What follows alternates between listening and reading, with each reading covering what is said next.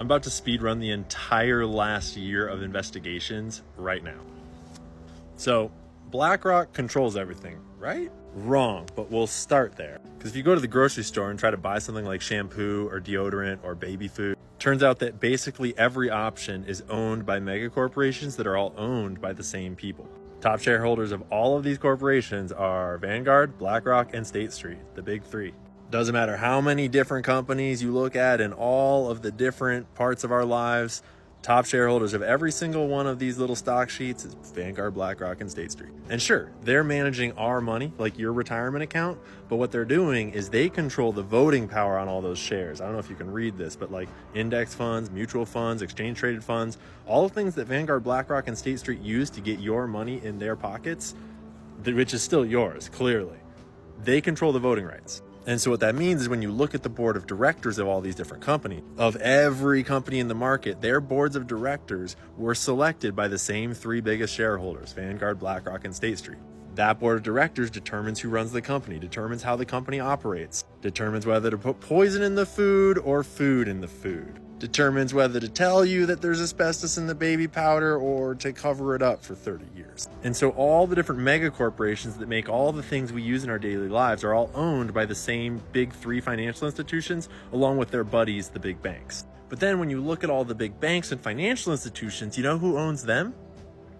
Each other. They all own each other.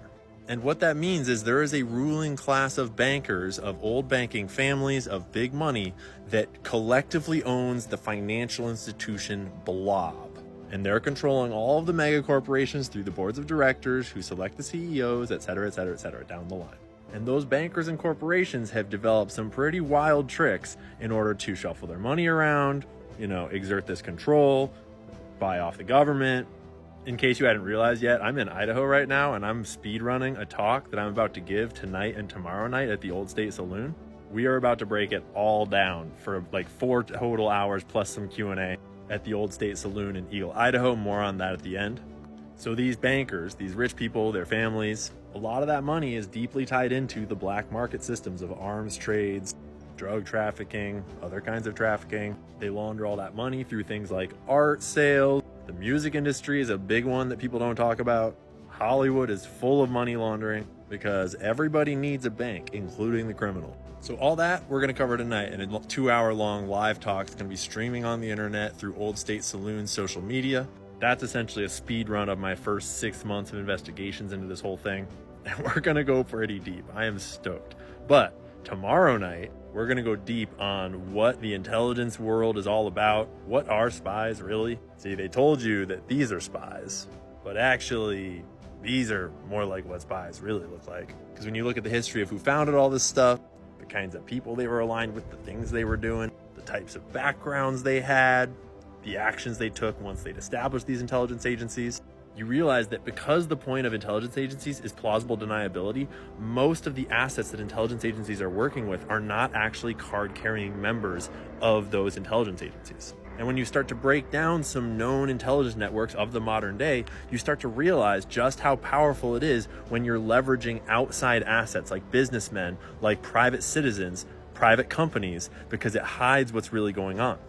See, we already had a military that was super strong. We didn't need a spy agency if all we wanted to do was exert force around the world. But when you want to do covert operations, secret programs that don't trace back to whichever government is behind them, you want private citizens that run their own businesses doing that work for you.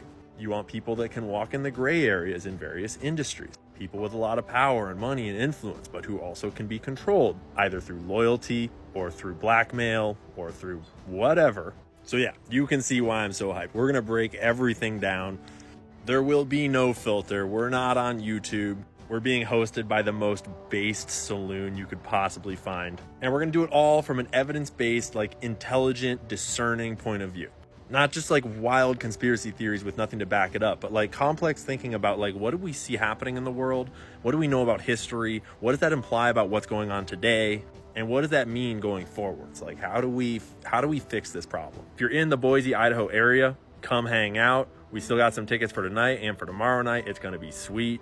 Would love to meet you all. And if you're not in the Boise, Idaho area, it's going to be live streaming on just about every platform through Old State Saloon social medias. And if you're on TikTok, I think I'm going to try to stream it through my TikTok account somehow.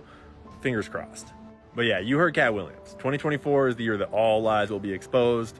So let's go.